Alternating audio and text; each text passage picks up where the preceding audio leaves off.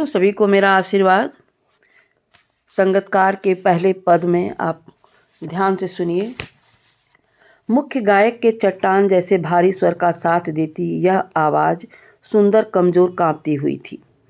कवि के कहने का भाव यह है कि मुख्य गायक जो होता है उसकी आवाज़ बहुत तेज होती है और उस तेज आवाज़ के साथ एक धीमी आवाज़ उसका पीछा करती है, उसके साथ देती है, लेकिन वह आवाज़ बहुत सुंदर होती है, लेकिन उसमें थोड़ी सी कँपकँपाने की थोड़ी सी झिझक होती है।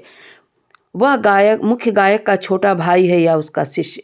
वह मुख्य गायक जो गाने वाला है वो उसका छोटा भाई यानी उसका शैशव काल हो सकता है या उसका शिष्य भी हो सकता है, वह कोई भी हो सकता है। संगतकार की भूमिका में मुख्य गायक की आवाज़ सबसे तेज होती है, बहुत दूर तक सुनाई देती है, लेकिन जो संगतकार है उसकी आवाज़ उसकी तुलना में थोड़ी धीमी होती और लगता है कि उसकी आवाज़ कँपकँपा रही है। उसके अंदर एक झिझक है कि कहीं मेरी आवाज़ मुख्य गायक की आवाज़ से तेज न हो जाए। या पैदल चलकर सीखने आने वाला दूर का कोई रिश्तेदार मुख्य गायक की गरज में।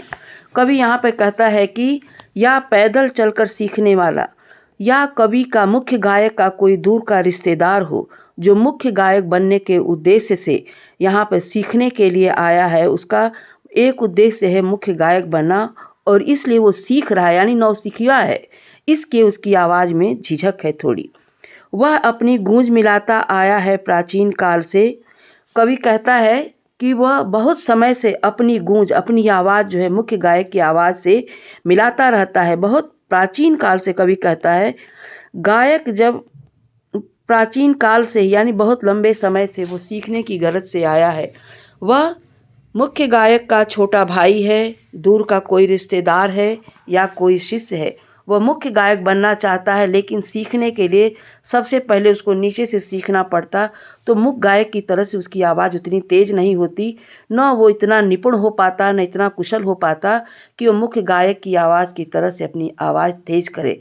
लेकिन कभी कभी ऐसा भी होता है कि संगतकार जो होता है वह मुख्य गायक से भी अच्छा गा सकता है, लेकिन वह संगतकार की भूमिका में होता है, इसलिए वह अपनी आवाज़ को धीमी करके वह उसका साथ देता है, उसे उसके साथ रह करके उसे एहसास दिलाता है कि हम आपके साथ हैं। तो इसमें देखिए कवि ने यहाँ पे अलंकारों का भी प्रयोग किया है। मुख्य गायक की आवाज़ को क्या कहा है? चट्टान जैसा भारी स्वर।